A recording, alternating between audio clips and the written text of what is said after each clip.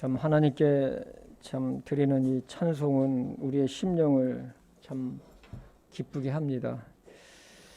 참 오늘 또 주일날 또 주님의 몸된 교회에서 하나님께 우리가 마음을 또 함께하며 예배드릴 수 있게 된 것을 참 하나님께 영광을 참 돌립니다. 우리 오늘 하나님의 말씀은 다 함께 일어나셔서 고린도후서 5장 1절에서 고린도후서 5장 1절에서 10절까지 우리 교독을 하도록 하겠습니다. 만일 땅에 있는 우리의 장막집이 해체되면 하나님의 건물 곧 손으로 지은 집이 아니요 하늘들에 있는 영원한 집이 우리에게 있는 줄 우리가 아느니라.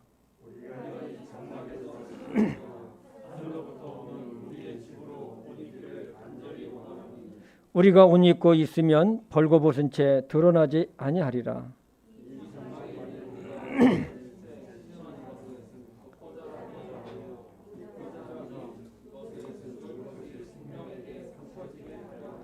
그런데 바로 그 일을 위하여 우리를 다듬으시고 또한 우리에게 성령을 보종으로 주신 분은 하나님이시니라.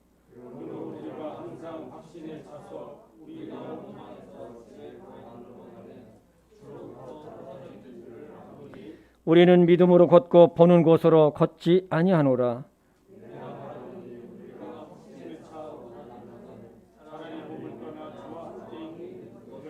그러므로 우리가 함께 있든지 떨어져 있든지 그분께서 받아주시는 자가 되려고 수고하노라. 우리가 반드시 다 그리스도의 심판석 앞에 나타나리니 이로써 각 사람이 좋은 것이든 나쁜 것이든 자기가 행한 것에 따라 자기 몸 안에 이루어진 것들을 받으리라. 아멘. 살아계신 하나님 아버지, 우리가 또 한 자리에 모여서 하나님 앞에 서서 하나님을 예배할 수 있도록 해주신 것 진심으로 감사합니다. 아버지 하나님, 이 예배를 또 축복해 주시옵소서. 지난 한 주일 동안 또 주님 앞에 참 범한 죄악과 허물들 용서해 주시옵시고 깨끗한 심령으로 주님께 예배드리는 이 시간이 되게 인도하여 주시옵소서. 하나님 아버지, 오늘 고린도후서 5장 1절에서 10절 말씀을 가지고 주님께서 주시는 귀한 음성을 듣기를 원합니다. 이 말씀을 축복해 주시고 성령 하나님께서 말씀을 전하는 자나 받는 자가 한 마음으로 이 말씀을 받고 우리의 삶을 다시 한번 돌아보는 귀한 이 시간이 되게 인도하여 주시옵소서.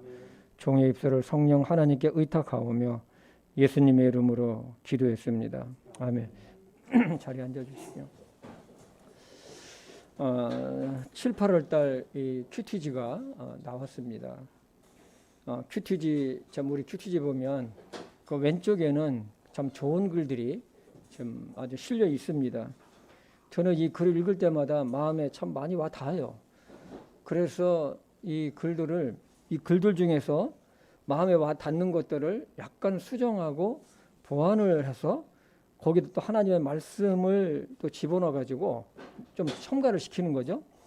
해가지고 시원스쿨 회사 현관 로비와 그 다음에 엘리베이터가 이 건물에 2대가 운행이 돼요. 그러면 그 가운데에 이 왁구를 딱 만들어 가지고 거기다가 칼럼을 갖다가 꼽아놔요. 꼽아놓으면 직원들이 엘리베이터를 기다리는 사이에 그거를 읽게 만드는 것이죠. 그래서 7층, 8층, 9층, 10층을 그렇게 좀 하고 있습니다. 그래서 참 매주마다 제가 총무팀에 근무하는 직원에게 주면 총무팀 직원이 그걸 쳐가지고 이제 매주마다 그냥 거기다가 그냥 꼽아 놓습니다. 그 7월 1일자를 보니까 큐티지 왼쪽에 실린 글에 보면은 근원적이라는 이 질문이 이란 제목의 글이 실렸습니다. 그 삼성의 이 창업자인 고 이병철 회장이 폐암으로 숨지기 전 한 달 전에 종교적인 그러면서도 인간의 가장 근본적인 질문을 24가지를 이 천주교 신부에게 이게 전한 것이죠. 그러나 안타깝게도 답변을 듣지 못하고 세상을 떠나게 되죠.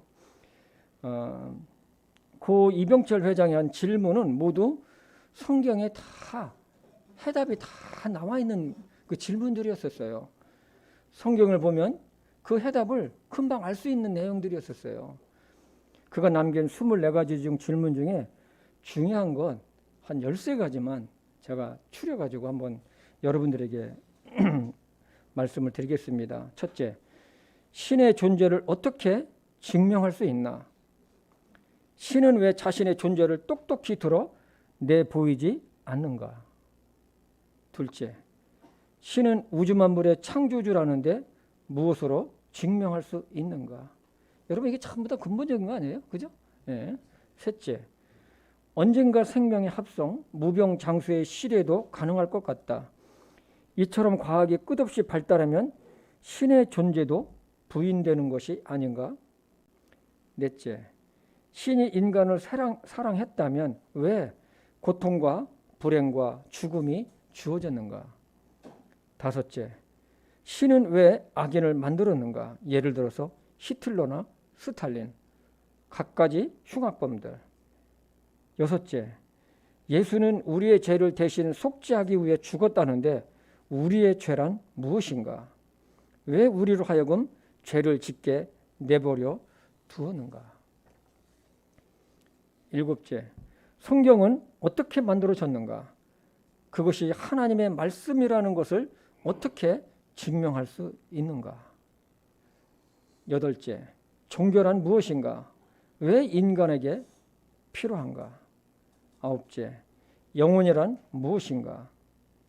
열 번째, 인간이 죽은 후에 영혼은 죽지 않고 천국이나 지옥으로 간다는 것을 어떻게 믿을 수 있나? 11번째, 신앙이 없어도 부귀를 누리고 악인 중에도 부귀와 안락을 누리는 사람이 많은데 신의 교훈은 무엇인가? 12번째, 성경의 부자가 천국에 가는 것을 약대가 바늘구멍에 들어가는 것에 비유했는데 부자는 악인이란 말인가? 13번째, 지구의 종말은 오는가? 그러니까 이분이 어느 정도 이렇게 들은 것 같아요. 성경에 대해서 이제 들은 것 같아요. 그래서 이런 것도 뭐 부자가 천국에 들어가는 것이 약대가, 그러니까 낙타가 바늘구멍에 통과하는 것보다 더 어렵다고 하는데 뭐 이런 것도 보면은 들은 것 같습니다. 그리고 예수님의 뭐 다 이거 십자가에서 속죄를 했다는데 이런 것도 보면은 이분이 이 복음에 대해서 아주 무지한 것은 아닙니다. 그런데 이병철 회장의 이 질문들은 목사가 아니더라도 성경을 잘 아는 그리스도인이라면 정확하게 답을 해줄 수 있는 내용들입니다. 성경은 하나님과 우주 만물의 창조와 사람과 동식물의 창조 기원에 대해서 잘 기록되어 있습니다. 그리고 인간의 타락과 죽음의 원인, 그리고 죄와 그 결과, 지옥과 천국, 지구 종말과 장차 일어난 일들, 인간의 구원과 죄사함 등 인간들이 가장 근원적인 질문들을 성경은 그 해답을 갖고 있다는 것입니다. 그런데 중요한 것은 성경에 기록된 이 모든 해답들은 믿음을 통해서만 얻을 수 있고 해결될 수 있다는 것입니다.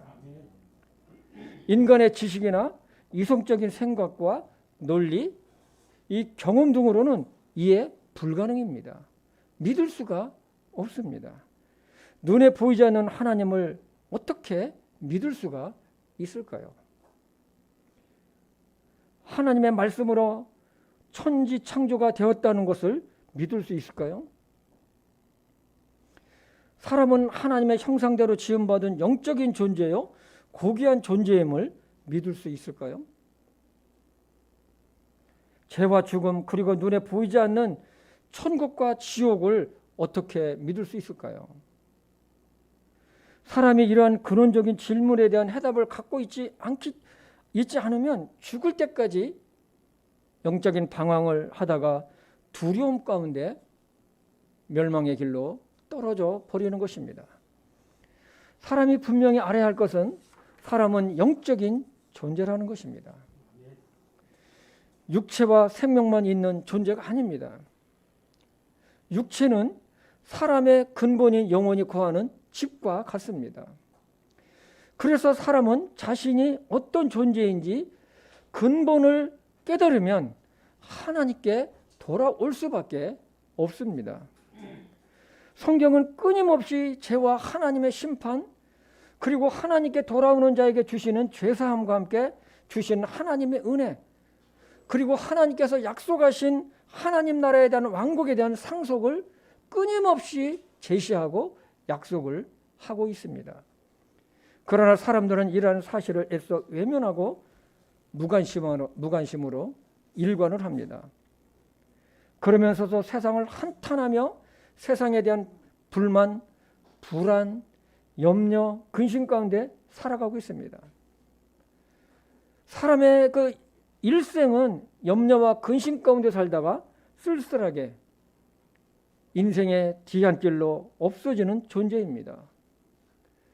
없어진다고 해서 사라지는 것이 아니고 그 육체는 흙으로 돌아가고 그 영혼은 생명과 영혼의 주인이신 하나님께 돌아가는 것을 말하는 것입니다. 오늘 말씀은 하나님께서 사도 바울을 통해 고난 가운데 있는 고린도 교회 성도들을 위로하기 위해서 보낸 서신입니다. 그리스도인들의 삶은 세상적으로 보면 믿지 않는 자들보다 더 힘들 수가 있습니다. 왜냐하면 예수님을 위해 더 희생하는 것들이 많기 때문에 그렇습니다. 예수님을 믿기 때문에 어려움을 겪을 수도 있고 심지어는 핍박까지도 받을 수가 있습니다. 초대교회 당시에는 예수님을 믿는다는 이유로 치료할 대가가 너무나도 많았습니다. 심지어는 자신의 그 생명까지도 담보를 해야만이 믿을 수가 있었습니다. 그래서 사도 바울은 고난을 겪고 있는 성도들에게 이렇게 위로 말을 했습니다. 고린도후서 4장 16절에서 18절 말씀입니다. 같이 읽어볼까요? 이런 까닭에 우리가 낙심하지 아니하노니 우리의 겉사람은 썩어 없어져도 속사람은 날마다 새로워지는도다.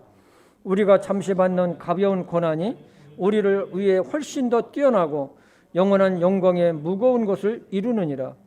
우리는 보이는 것들을 바라보지 아니하고 보이지 않는 것들을 바라보나니 보이는 것들은 잠깐 있을 뿐이나 보이지 않는 것들은 영원하니라. 사도 바울은 자신의 육체는 썩어 없어져도라고 했는데 이 말씀은 질그릇과 같이 연약한 자신의 몸을 말한 것입니다. 이 연약한 육체는 세상에서 시달립니다. 시달리다가 썩어 없어지는 것이죠. 흙으로 돌아갑니다. 정말로 우리 육체가 이 세상에서 얼마나 피곤합니까? 얼마나 우리 육체가 시달리고 있습니까? 그것은 여러분이 너무나도 잘 압니다. 직장인들은 아침 일찍 일어나서 출근하고 또 직장에서 얼마나 시달림을 받습니까?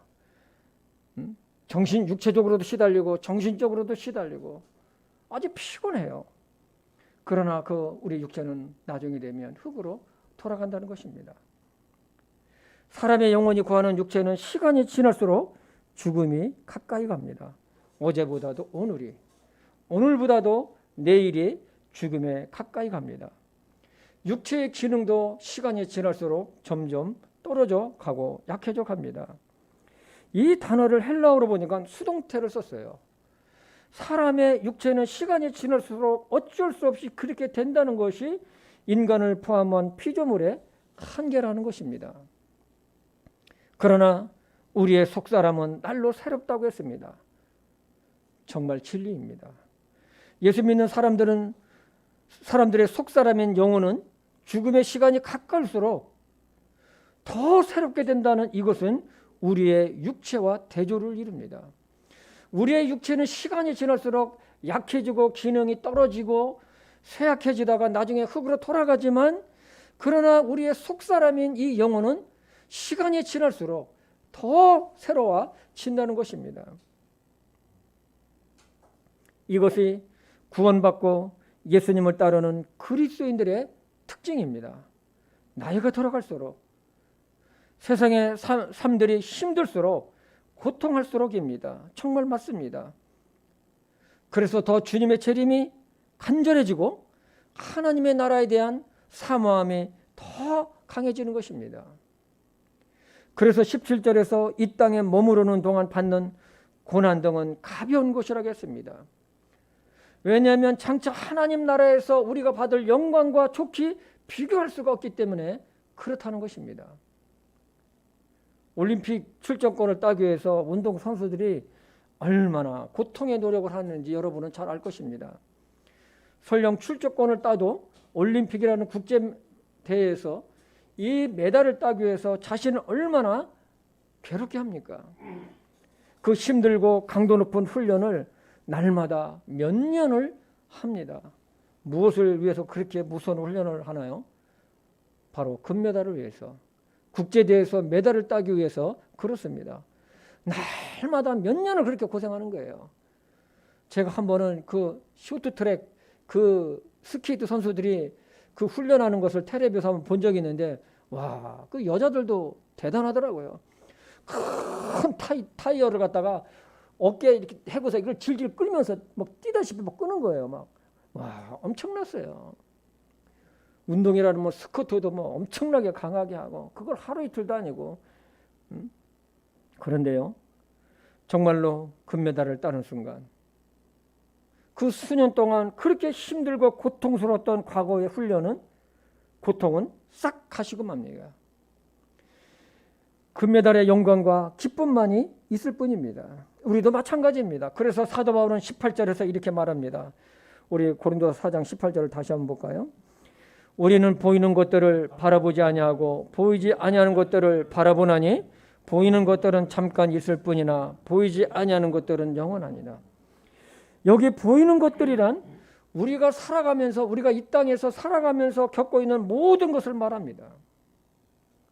보이지 않는 것이란 구원받은 성도들에게 하나님께서 약속하신 하나님 나라의 영광을 말합니다. 이틀 전에 제가 우리 제인이 엄마하고 이렇게 뭐 좀 가지러 차를 타고 가면서 이야기를 잠시 나눴습니다. 그러면서 제가 이런 말을 했어요. 야, 영지야, 내가 세월을 지나가는 것을 보니까 내 자신을 어떤 세상적인 거라든지 어떤 내 자신이라든지 이것을 내가 내려놓는 것 중에 하나가 뭐냐 하냐? 그것은 세월의 빠름이다. 우리가 뒤돌아보면 이 10년이라는 세월이 얼마나 빠른지 그냥 순식간에 지나간 것 같이 10년의 세월이 지나가더라. 그러니까 우리 영지도 아버지 진짜 맞아요. 우리 영지가 39입니다. 나이가, 며느리가. 제가 10년이 지나면 70대 후반의 나이가 되는 것을 생각하면 내 자아 속에서 일어나는 여러 가지 일들을, 그것이 뭐 욕심이든 개인적인 어떤 뭐 이기적인 것이라든지 이런 것들을 스스로 내려놓게 된다는 거예요. 스스로 내려놓게 돼요. 그리고 지나가게 한다는 것입니다. 여러분, 제가 80살이 되면 지금같이 막 활동할 수 있을까요? 없습니다.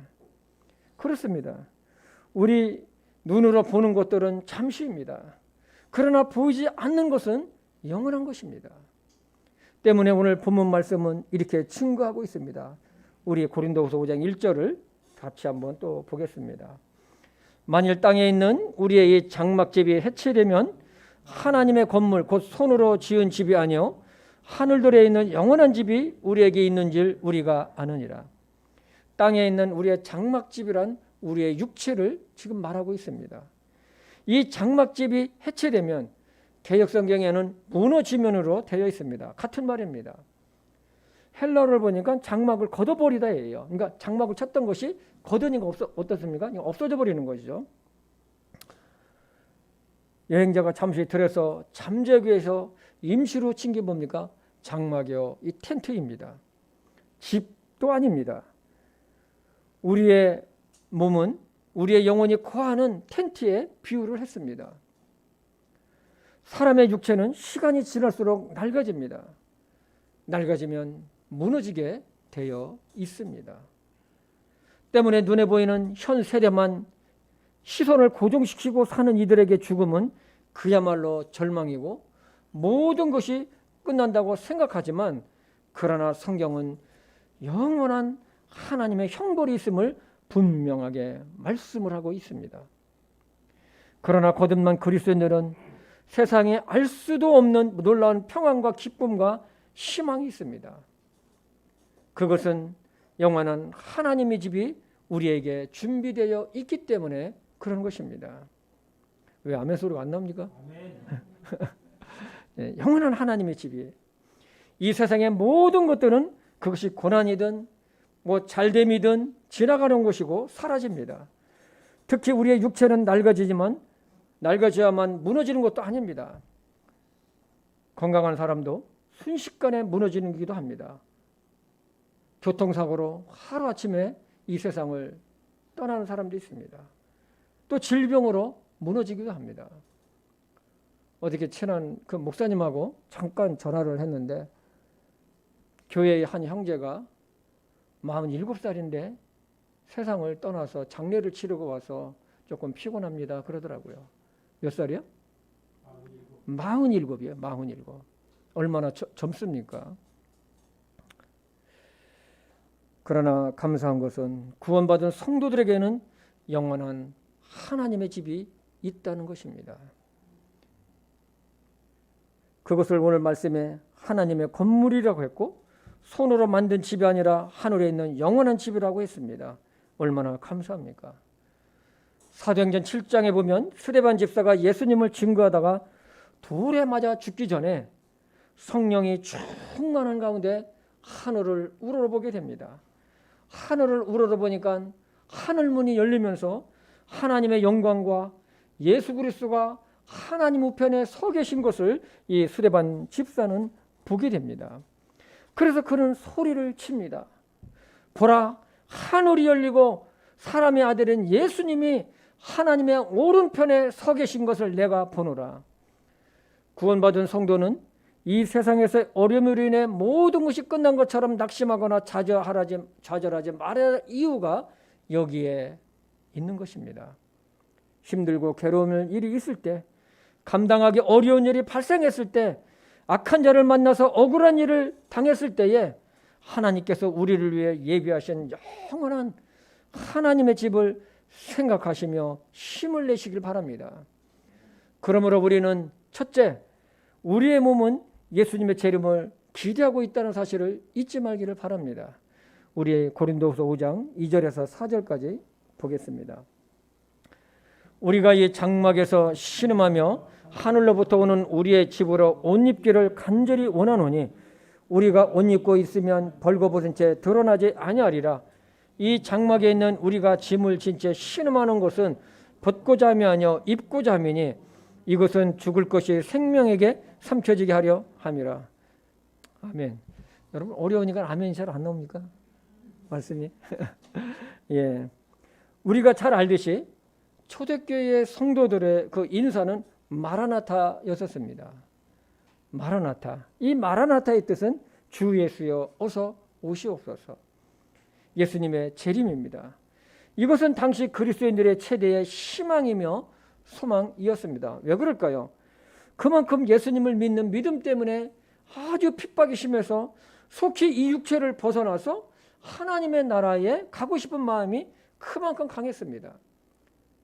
그래서 사도 바울도 그랬습니다. 8절에 보면 내가 말하노니 우리가 확신에 차서 원하는 바는 차라리 몸을 떠나 주와 함께 거하는 이것이라. 여러분도 그렇습니까? 네? 여러분도. 예.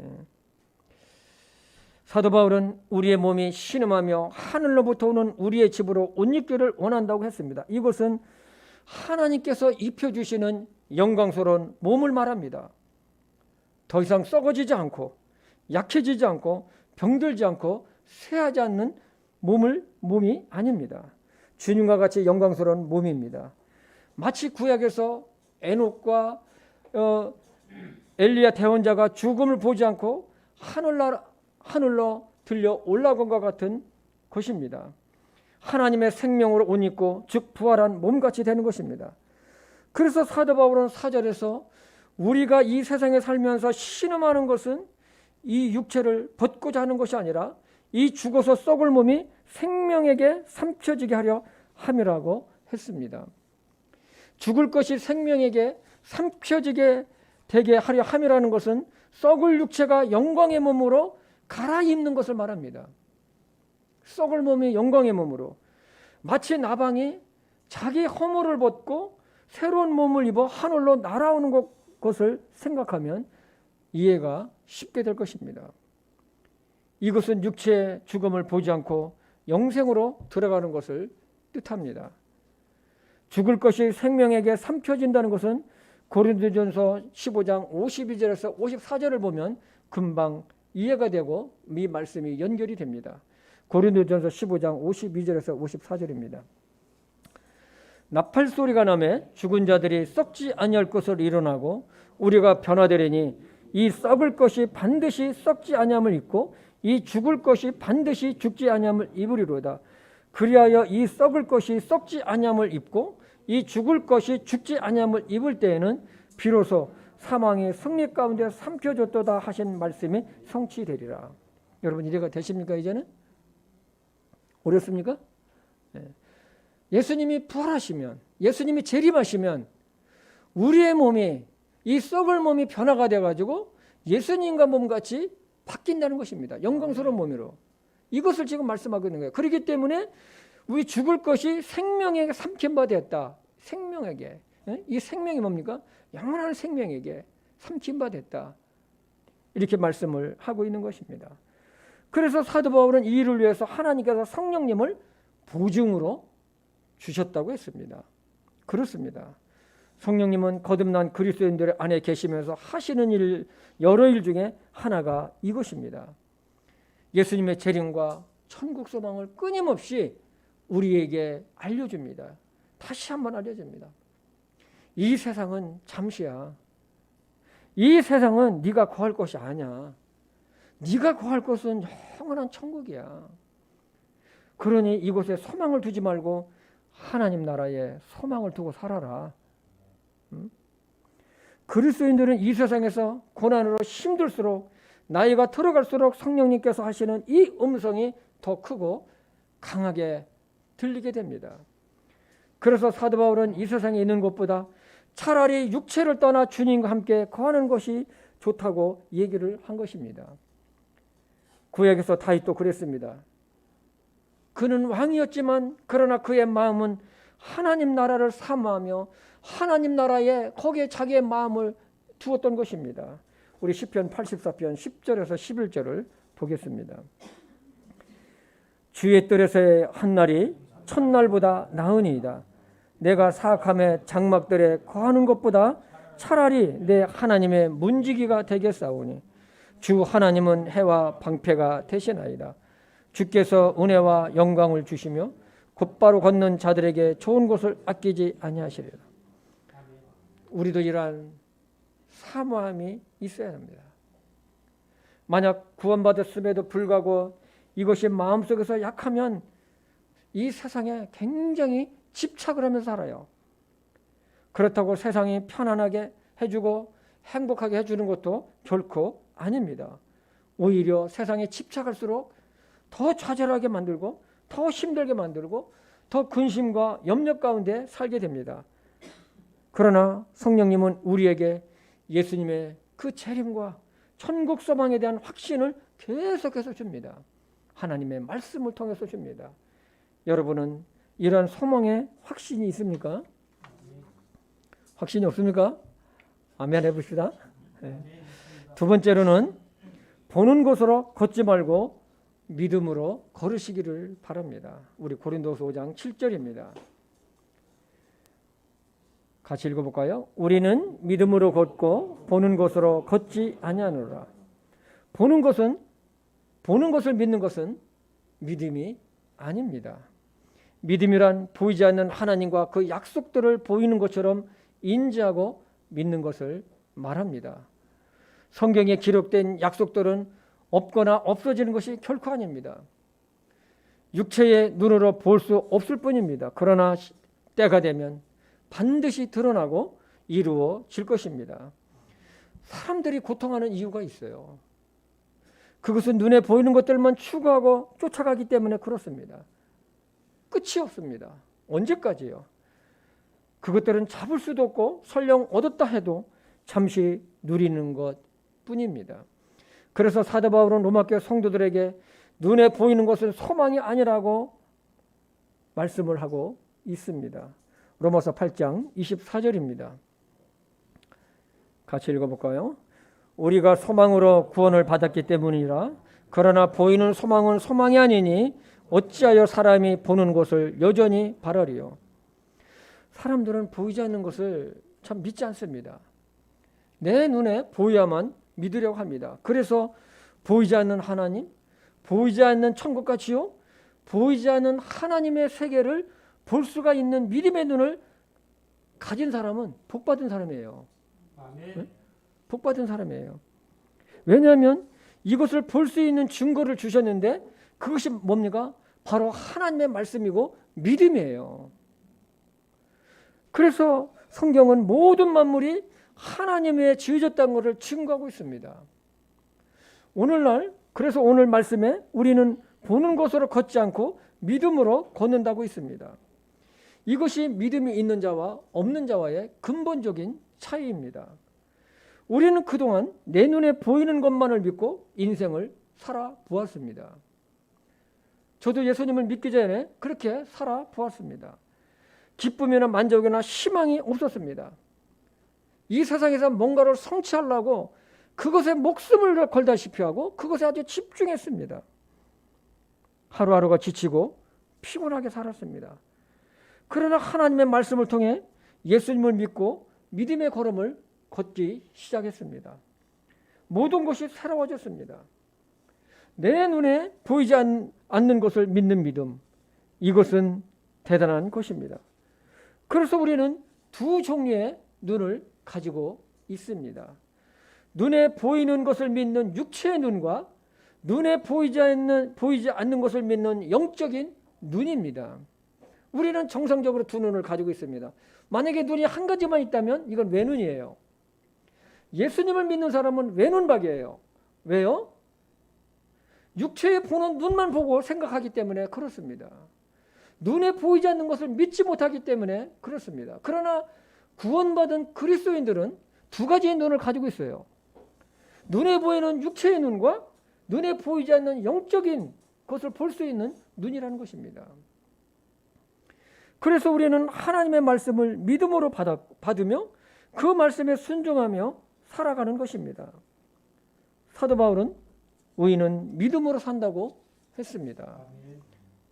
한편으로 믿음으로 산다는 것은 내 감정이나 내 주관적인 생각이나 경험으로 사는 것이 아닙니다. 내 지혜로 내 방법이나 세상의 흐름으로 사는 것도 아닙니다. 믿음으로 산다는 것은 하나님의 말씀을 따라서 하나님의 말씀을 믿으며 하나님의 말씀에 따라 사는 것을 말합니다. 그래서 하나님은 믿음으로 행하지 않는 모든 것은 죄라고 하셨습니다. 로마서 14장 23절입니다. 의심하고 먹는 자는 정죄를 받나니 이는 그가 믿음을 따라 먹지 아니하기 때문이라. 무엇이든지 믿음에서 나지 아니하는 것은 죄니라. 그러면 하나님은 왜 믿음에서 나지 않는 것은 죄라고 하셨을까요? 그것은 하나님과 그분의 말씀을 따르지 않고 내 뜻과 내 생각을 쫓는 행동이기 때문에 그런 것입니다. 그러므로 사도 바울은 오늘 말씀에서도 우리는 눈에 보는 것으로 걷지 아니하고 하나님의 말씀과 눈에 보이지 않는 그 세계를 믿는 믿음으로 산다고 했던 것입니다. 말씀으로 걷는, 믿음으로 걷는 것은 나의 상황과 환경을 초월하신 하나님을 인정하고 그 말씀에 순종하는 것입니다. 마지막으로 세 번째는 하나님의 심판이 있음을 우리는 기억하며 살아야 합니다. 고린도후서 5장 9절에서 10절입니다. 같이 읽어보겠습니다. 그러므로 우리는 함께 있든지 떨어져 있든지 그분께서 받아주시는 자가 되려고 수고하노라.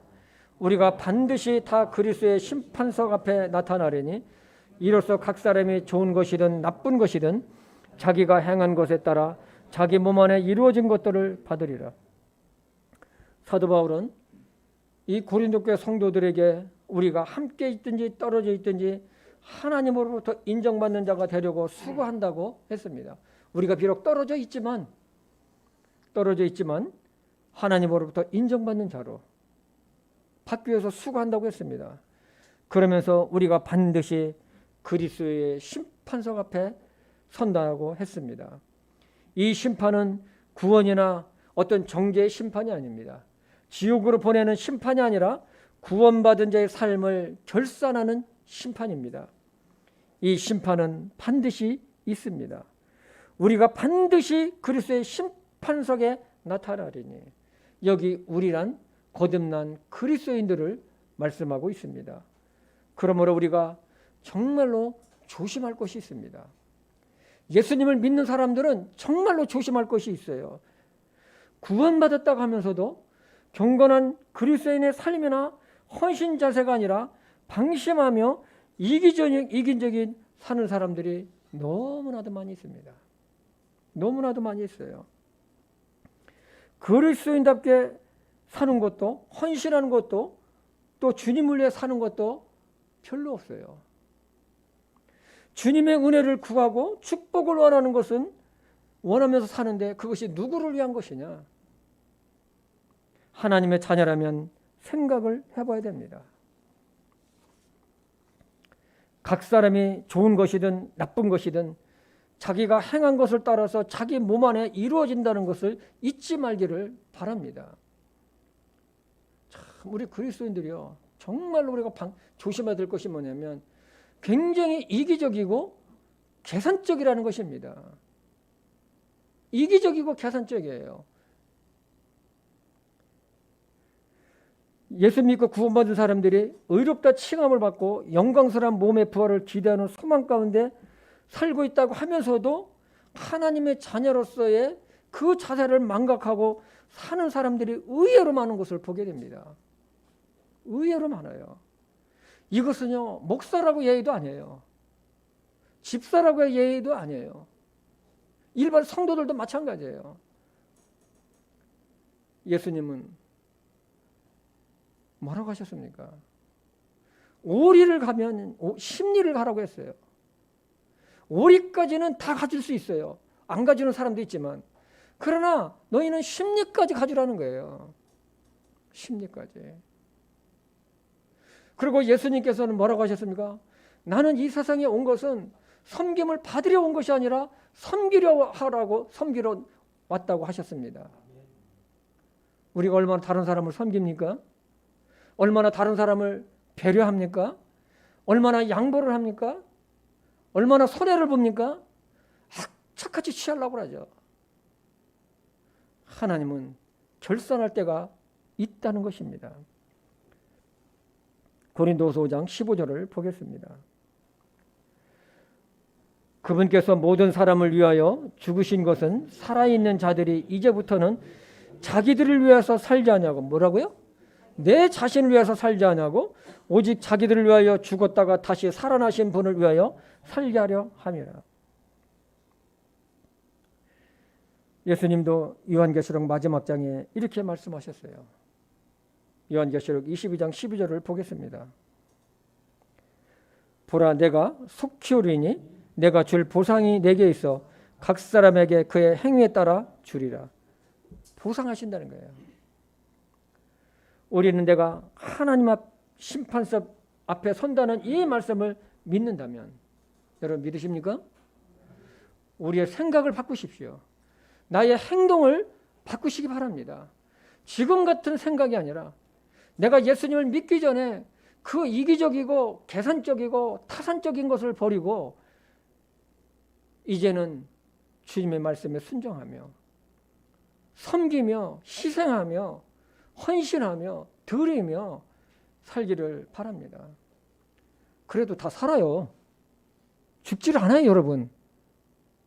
죽질 않아요. 하나님께서는 여러분을 살리십니다. 아멘. 여러분을 먹이십니다. 여러분을 인도하십니다. 아멘. 우리가 어떻게 살아야 될지 로마서의 12장 1절과 2절에서 잘 기록되어 있습니다. 우리 로마서 12장 1절과 2절을 보겠습니다. 같이 읽어볼까요? 시작. 그러므로 형제들아, 내가 하나님의 긍휼을 힘입어 너에게 간청하노니 너희는 너희 몸을 거룩하고 하나님께서 받으실 만한 살아있는 희생물로 드리라. 그것이 너희의 합당한 섬김이니라. 너희는 이 세상에 동화되지 말고 오직 너희 생각을 새롭게 함으로 변화를 받아 하나님의 그 선하시고 받으실 만하며 완전한 뜻이 무엇인지 입증하도록 하라. 첫째는 무엇입니까? 우리의 남은 인생의 삶이 하나님의 영광을 위해서 드려지는 삶을 살으라는 것입니다. 여러분, 우리가 남은 인생의 삶을 좀 나중에 좀 남는 장사적인 인생을 살아야 되지 않겠습니까? 맞습니까? 나중에 보면은 여러분이 이 세상을 떠나는 날 보면요, 다 없어지고 남는 게 딱 하나 있어요. 그것이 뭡니까? 하나님을 향한 믿음과 하나님을 섬겼던 그것만 남아 있을 거예요. 하나님은 나의 창조자시며 구원자시며 주인이시기 때문에 그분을 위해서 살아라는 것입니다. 두 번째로는요, 믿지 않는 자들처럼 생각하고 행동하지 말고 살라는 것입니다. 늘 기도와 말씀으로 우리 자신을 돌아보며 우리의 삶을 통해 하나님의 뜻이 무엇이든지 입증하면서 살아라는 것입니다. 여러분들은 과연 하나님께 내놓을 만한 것이 무엇이 있겠습니까? 하나님께서 여러분을 부르신다면 하나님 앞에서 여러분은 어떤 모습으로 설 것입니까? 오늘날 현대에 사는 그리스도인들 중에 가장 큰 문제는 이것을 무시해버려요. 내가 하나님 심판석 앞에 서서 하나님께서 결산하신다는 것, 계산한다는 것을 예수 믿는 사람들이 아주 무시해버려요.